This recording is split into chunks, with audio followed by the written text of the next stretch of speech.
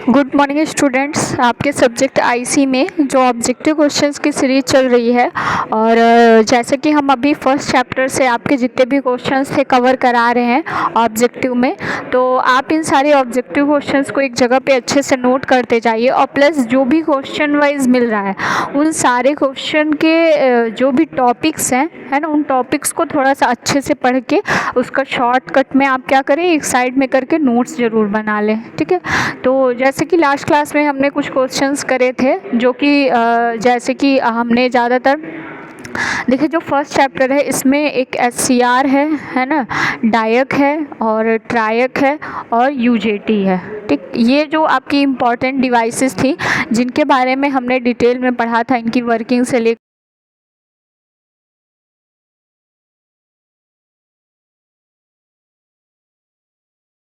के जो क्वेश्चन है वो इम्पॉर्टेंट बनते हैं। अब इस क्लास में हम आगे देखिए, एक हमने आपको एचसीआर के है ना, हमने बताया था आपको एचसीआर का ट्रिगरिंग मेथड बताया था। तो इसमें देखिए आपसे इम्पॉर्टेंट क्वेश्चन बन सकता है, जैसे आपने ट्रिगरिंग के मेथड पढ़े थे तो एक था मतलब गेट ट्रिगरिंग मेथड फर्स्ट था, दूसरा था आपका एनोड कैथोड मतलब एनोड ट्रिगरिंग, और थर्ड था जैसे लाइट ट्रिगरिंग था या हीट ट्रिगरिंग था। इस तरीके से आपके 5 टाइप के हमने ट्रिगरिंग की बात की थी। तो इन पाँचों के टाइप्स आपको मतलब, और एक डीवी/डीटी ट्रिगरिंग था, इनका नाम आप याद रखें। जैसे कि आपसे ऑप्शन बना सकता है कि इसमें से कौन सा है जो एचसीआर की ट्रिगरिंग नहीं मतलब ट्रिगरिंग मेथड नहीं है, तो आप उन पांचों ऑप्शन, अगर आपको पांचों याद रहेगा तो आप ऑप्शन को एलिमिनेट कर पाएंगे। अब इसके अलावा जो इम्पॉर्टेंट क्वेश्चन बनते हैं इस चैप्टर से उसको भी देख लेते हैं। देखिए, जैसे यहाँ पे which is not application of UJT. देखिए, यूजेटी की हमने बात करी थी कि यूजेटी के जो अप्लीकेशन होते हैं मतलब इसका क्या क्या यूज होता है। तो एक तो हमने देखा था मतलब ट्रिगरिंग ऑफ एचसीआर, ये भी इसका होता है। दूसरा होता है वेव फॉर्म जनरेटर, और तीसरा हम इसका टाइमिंग सर्किट में भी यूज़ करते हैं, एज अ टाइमर भी यूज़ करते हैं। इसके अलावा हम इसे ऑसिलेटर बनाने में भी यूजेटी का यूज़ किया जाता है ना। तो आप यूजेटी के एप्लीकेशन याद रखिएगा, जो रेक्टिफायर में इसका यूज नहीं किया जा सकता, मतलब हम इसका एसी से डीसी कन्वर्ट, ये वोल्टेज को कन्वर्ट करने में हम इसका यूज़ नहीं कर रहे थे। हम केवल किस में करते हैं, या तो ट्रिगरिंग में करते हैं, वेव फॉर्म जनरेटर में करते हैं, टाइमर या ऑसिलेटर बनाने में इसका यूज़ करते हैं। ठीक, तो ये रहा एप्लीकेशन। इसके अलावा जैसे एचसीआर वगैरह है, इन सब का भी एक बार आप एप्लीकेशन देख लीजिएगा, है ना। जैसे एचसीआर है तो इसके कंट्रोलिंग डिवाइस में इसका यूज़ होता है। इसके अलावा हम रेक्टिफायर के लिए यूज़ करते हैं, या चॉपर बनाना, इन्वर्टर बनाना, हर सब में आपने एचसीआर पढ़ा था। तो एचसीआर या जैसे डायक है, ट्रायक है, तो डायक क्या होती है, एक बाई डायरेक्शनल डिवाइस होती है। इसके अलावा जैसे ट्रायक है, ट्रायक का यूज़ हम स्पीड कंट्रोल में भी करते हैं। तो जो भी आपने डिवाइसेस पढ़ी हैं डिटेल में, उनका थोड़ा सा आप एप्लीकेशन ज़रूर देख लीजिएगा। अब देखिए, नेक्स्ट क्वेश्चन है डीवी/डीटी ट्रिगरिंग हम कब यूज़ करते हैं। जैसे कि मैंने बताया कि जो एचसीआर के ट्रिगरिंग मेथड है 5 टाइप के हमने पढ़ा था, gate triggering, anode to cathode voltage triggering, है ना, थर्मल ट्रिगरिंग, लाइट ट्रिगरिंग और डीवी/डीटी ट्रिगरिंग। तो इसका यूज़ हम कब करते हैं, तो इसमें आप देखेंगे कि जब वोल्टेज बढ़ने की दर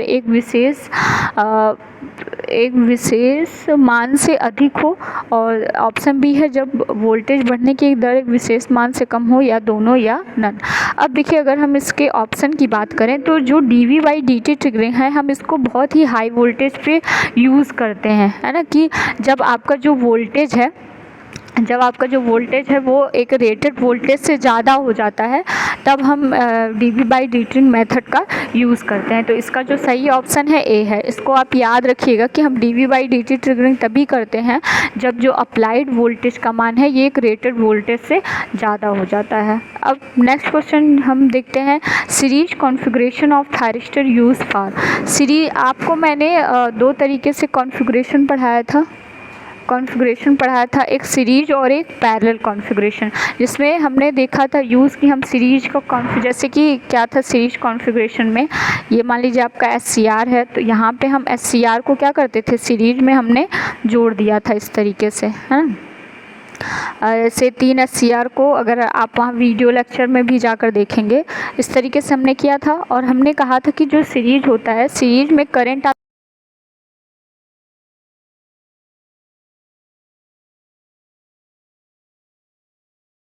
वोल्टेज मिलेगा वो क्या मिलेगा, तीनों का सम मिलेगा, V1 + V2 + V3। तो आप देख रहे हैं कि यहाँ पे जो V है इसका मान बढ़ गया, क्योंकि हमें तीनों वोल्टेज का क्या ले लिया, यो समेशन ले लिया। तो जब आप ऐड करते हैं तो वैल्यू क्या होती है, इंक्रीज़ हो जाती है। और क्यों, बस आपको याद रखना है क्योंकि सीरीज़ में करंट क्या होती है, सेम होती है, इसलिए जब हम SCR का सीरीज़ कॉन्फ़िगरेशन करते हैं तो जो वोल्टेज लेवल होता है वो इंक्रीज़ हो जाता है ना। तो यहाँ पे आपको रटने की ज़रूरत नहीं है, बस आप जो इलेक्ट्रिकल में जिस तरीके से आपने सीरीज और पैरेलल कॉन्फ़िगरेशन पढ़ा है उससे जाकर आप बाई ऑप्शन यहाँ पे जा सकते हैं। तो इसका ऑप्शन सही है ए, इंक्रीज वोल्टेज रेटिंग। ठीक, अब देखिए यहाँ पे एक मैंने क्वेश्चन बनाया है, जैसे correct formula of average power. ठीक, तो यहाँ पे ऑप्शन मैंने इसलिए नहीं दिया है यहाँ पे क्योंकि ये जो टॉपिक है मैंने आपको पढ़ाया नहीं था वीडियो लेक्चर में, लेकिन शॉर्टकट में हमने यहाँ पे डाल दिया है कि जो एवरेज मतलब एवरेज पावर का क्या मतलब है। जैसे मान लीजिए क्या होता है, जब आप SCR होता है तो SCR में मतलब जो जंक्शन होता है ना, मतलब जैसे P और N की लेयर का जो जंक्शन होता है, तो इसमें क्या होता है, जब इनमें चार्ज कैरियर मूव करते हैं तो यहाँ पे क्या होता है, एक हीट जनरेट होता है। कोई भी डिवाइस होती है जब आप उसको यूज़ करते हैं तो उसमें कुछ पावर वो खुद एब्जॉर्व कर लेता है, जिसकी वजह से डिवाइसेस क्या होती हैं, हीट हो जाती हैं। जैसे अगर आप अपने घर में बल्ब वगैरह भी देखेंगे, जब वो ग्लो करते रहते हैं आप जाके टच करेंगे तो क्या होता है, हीट हो जाता है, क्योंकि वो कुछ जो सिग्नल होता है या कुछ लाइट होता है उसको एब्जॉर्व कर लेते हैं। तो जो लाइट होता है वो उसको हीट में कन्वर्ट कर देते हैं, है ना। तो इसी तरीके से यहाँ पे भी होता है कि जो जंक्शन हीट कर जाता है तो उसमें कितनी जो पावर होती है वो रिलीज़ होती है। तो उसी से रिलेटेड ये जो फार्मूला है आपका है यहाँ पर, जैसे TJ मतलब जंक्शन टेम्परेचर और TC मतलब होता है आपका कलेक्टर टेम्परेचर, और ये थीटा TG से है ये इसका, और इसका जो यूनिट होता है डिग्री सेल्सियस पर वॉट होता है। ये जो आपका यूनिट है इसके लिए इम्पॉर्टेंट होता है। अगर आपसे पूछे कि जो एवरेज पावर होती है इसकी यूनिट क्या होती है तो यूनिट आप ज़रूर याद रखिएगा, है ना। फार्मूला भले ही ना पूछे लेकिन जो यूनिट होती है वो आपसे यहाँ पर पूछ सकता है। तो डिग्री सेल्सियस पर वॉट होता है। ठीक, तो यहाँ तक हमने क्वेश्चंस देखे। एवरेज जो पावर होती है, जिस तरीके से आपने नॉर्मल सर्किट्स में पावर पढ़ा है उसी तरीके से है होता है। अब देखिए यहाँ पे जो क्वेश्चन नंबर नेक्स्ट है इसमें है फाइंड इनकरेक्ट मैचिंग।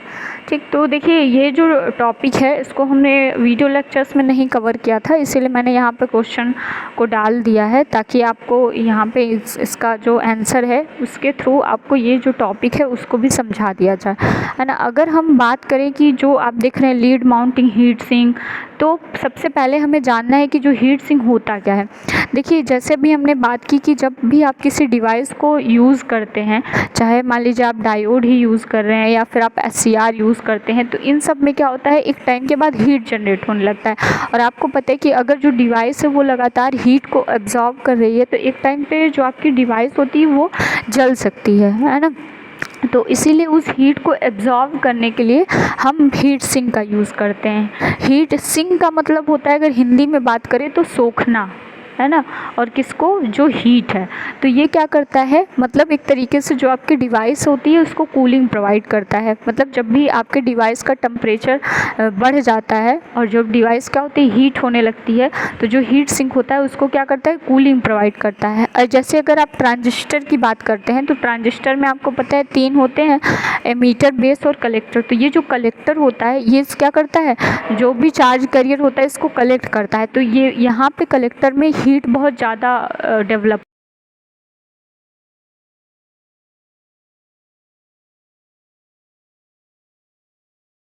है। सब में हीट सिंक का प्रयोग किया जाता है, किस लिए, डिवाइस को कूलिंग प्रोवाइड करने के लिए या डिवाइस को जलने से बचाने के लिए या टेम्परेचर को अब्जॉर्व करने के लिए, है ना। तो ये रही हीट सिंक की बात। अब डिफरेंट टाइप के हीट सिंक है जो अलग अलग पर्पज़ से यूज़ किए जाते हैं। देखिए सबसे पहला लीड हीटिंग सिंक, जब लोड करंट का मान 1 एम्पियर से कम हो, तो ये भी सही है।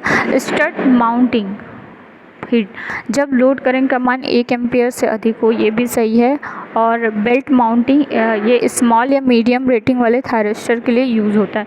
यहाँ पे ये भी सही है, थोड़ा सा डी वाला ऑप्शन कट गया है जिसको मैंने यहाँ पे रॉन्ग बताया था, तो अभी आपको नेक्स्ट पेज पर उसको मैं दिखा दूँगी। वैसे जो इसका माउंटिंग वाला है हीट सिंक का, तो इसमें आपकी बुक में भी 4-5 तरीके के दिए हुए हैं, तो वो किस कंडीशन पे यूज होते हैं। जैसे कुछ हाई करंट पे यूज़ होते हैं, कुछ लो करंट पे, कुछ कम रेटिंग वाले पे होते हैं। तो इस तरीके से डिफरेंट टाइप के हीट सिंक हैं, तो आप उन सब का ये यूज़ याद कर लीजिएगा कि कौन कहाँ पर यूज़ होता है। अब देखिए जो नेक्स्ट क्वेश्चन है आपका वो फायरिंग एंगल से है कि जो फायरिंग एंगल है वो होता क्या है ना। तो जब हम आपको रेक्टिफायर पढ़ा रहे थे तो वहाँ पे हमने फायरिंग एंगल की बात की थी कि फायरिंग एंगल क्या होता है। तो अगर फायरिंग एंगल मतलब आपको पता है कि जब भी हम क्या करते हैं SCR को जब हम फॉरवर्ड बायस करते हैं तो वो तुरंत ऑन नहीं होता है, मतलब वो किस में चला जाता है, फॉरवर्ड ब्लॉकिंग मोड में चला जाता है। और फॉरवर्ड ब्लॉकिंग मोड में क्या होता है कि SCR का जो J1 और J3 जंक्शन होते हैं ये फॉरवर्ड बायस में तो हो जाते हैं, लेकिन जो आपसे जंक्शन J2 होता है ये रिवर्स बायस में होता है, जिसकी वजह से SCR कंडक्ट नहीं कर पाता है। तो इस वजह से आप क्या करते हैं, उसको ट्रिगरिंग वगैरह का मेथड यूज़ करते हैं, है ना। तो मतलब SCR क्या होता है, जिस एंगल पे ऑन होता है ना, मतलब जस्ट जहाँ से SCR कंडक्ट करना शुरू कर देता है उसी को हम बोलते हैं फायरिंग एंगल। तो आपको बाई ऑप्शन अगर यहाँ पे जाना है मान लीजिए, तो उसके फॉरवर्ड वोल्टेज व ट्रिगर वोल्टेज के बीच का समयांतराल, उसके ऑन से ऑफ होने का समय SCR के। तो यहाँ पे आप देख रहे हैं हमने डिफरेंट टाइप के ऑप्शंस बनाए हैं, तो इसमें जो आपका A है वो सही है।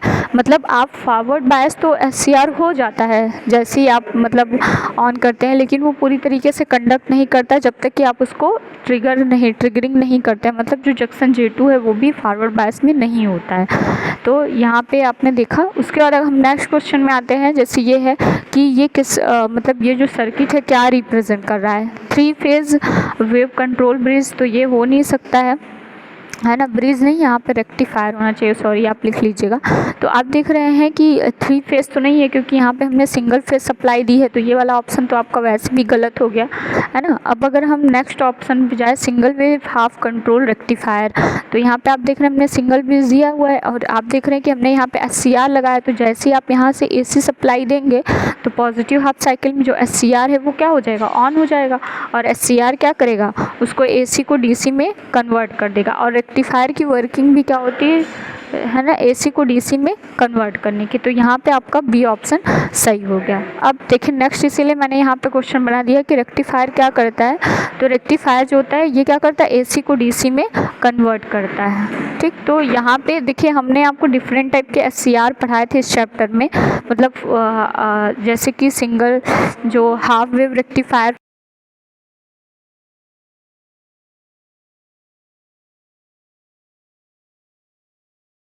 सर्किट पूछ सकता है कि ये कौन सा SCR है, तो आप बता लेंगे। ओके, नेक्स्ट क्लास में हम और क्वेश्चंस की सीरीज़ ले आएंगे, लेकिन यह है कि जो जिस तरीके से यहाँ पे आपको क्वेश्चंस की सीरीज़ कराई जा रही है तो आप थोड़ा सा उसको अपने से पढ़ते रहें और देखते रहिएगा, क्योंकि अगर आपको लगता है कि मतलब आप जैसे इतने सारे क्वेश्चंस हैं, लगभग आपको कम से कम एग्ज़ाम से पहले आपको 100-200 क्वेश्चंस अटेम्प्ट करने ही हैं। थोड़ा सा आप खुद भी मतलब कहीं पे भी सोर्स लेकर, चाहे आप बुक से चाहे यूट्यूब वगैरह से, कुछ ऑब्जेक्टिव क्वेश्चंस को आप देखते रहिए। बाकी जितना पॉसिबल हो पा रहा है हम करा ही रहे हैं और आप इसी तरीके से उसको कंटिन्यू करते रहिए। Okay, thank you.